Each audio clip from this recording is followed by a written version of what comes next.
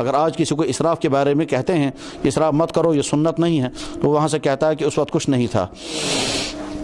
یہ تو بہت نادانی کی بات ہے جو یہ کہتے ہیں کہ اس وقت کچھ نہیں تھا۔ جناب رسول اکرم صلی اللہ علیہ وسلم کی خدمت میں ایک مرتبہ حضرت عمر بن خطاب رضی اللہ تعالیٰ نے روتے ہوئے عرض کیا کہ یا رسول اللہ، آپ کائنات کے سردار ہیں اور وہ جو قیصر اور کسریٰ تو عیاشوں کی زندگی گزار رہے ہیں اور آپ کے گھر میں اتنی تنگ دستی ہے۔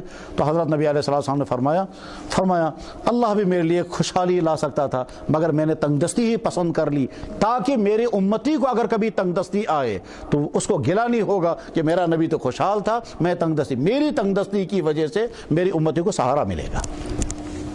اور ایک مرتبہ حضور نے فرمایا اگر میں چاہتا تو احد کا پہاڑ میرے لیے سونا بن جاتا، مگر میں نے چاہا نہیں، اس لیے یہ نہیں کہنا چاہیے اس وقت تھا نہیں کچھ، یہ تو نادانی کی بات ہے اور معلومات نہ ہونے کی بات ہے۔ اللہ کے نبی علیہ السلام نے ایک مرتبہ ایک ڈریس تیار کرایا تھا 27 اونٹ بیچ کر، تاکہ کل کو کوئی مالدار یہ نہیں کہے گا تم اسی نے کیا اس کی خبر کیا تھا، ہوائی کھوا کیا کا۔ یہ مالداری کی ٹینٹ ہے، یہ کرسیوں کی ٹینٹ ہے، یہ بہت بڑا خطرہ ہے۔ 27 اونٹ بیچ کر ایک کرتا تیار کیا تھا تاکہ کل کو کوئی مالدار یہ نہیں کہے گا جناب اس سے وارے عرش نہیں۔ اللہ کے نبی نے ہر ایک، دنیا میں کون انسان ایسا سخی ہوگا جیسے جناب رسول اکرم صلی اللہ علیہ وسلم سخی تھے۔ ایک مرتبہ مال غنیمت تقسیم ہوا تو حضور نبی علیہ السلام کو حصے میں 8000 بکریاں آئیں اور 7 تیر۔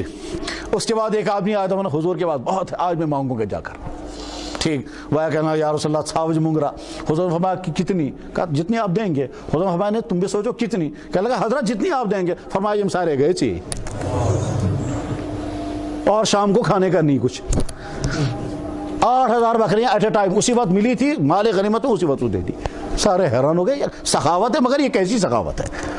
دنیا میں کوئی انسان کسی بھی چیز میں حضور کا مقابلہ نہیں کر سکتا۔ یہ نادانی کی بات نہیں کہنی چاہیے کہ ان کے پاس تھا ہی نہیں تو وہ کیا کرتے، نہیں۔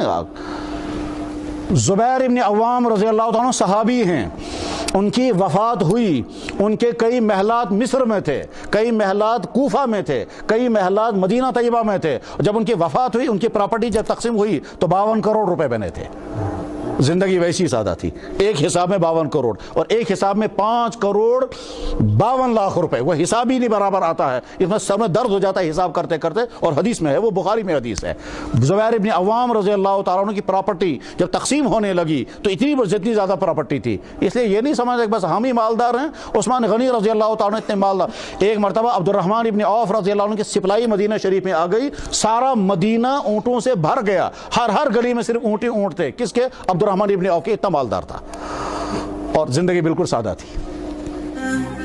الصبح بدا الصبح بدا الصبح بدا الصبح بدا من طلعته والليل دجى من وفرته فأقر